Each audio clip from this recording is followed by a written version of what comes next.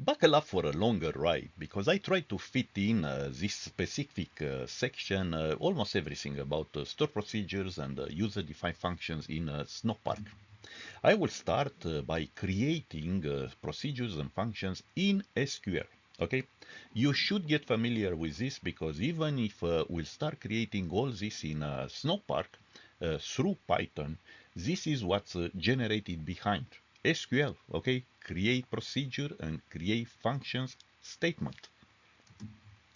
I'll continue with calling procedures and functions in Snowpark, including all sorts of built-in SQL functions.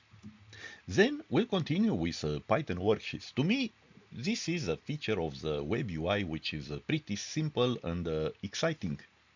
I'll continue, yes, by creating store procedures in Snowpark, yeah, with Python. You should get very familiar with this, and as you may expect, yeah, with the next lecture as well, creating user-defined functions in Snowpark, yeah, with Python, including the famous user-defined table functions.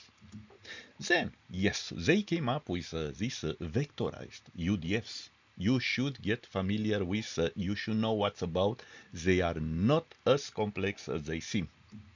We'll continue with everything about secure store procedures and functions. And you'll be surprised. Everything here is related to SQL. Nothing is specifically related to Python, to Snowpark, but you should be very prepared with this.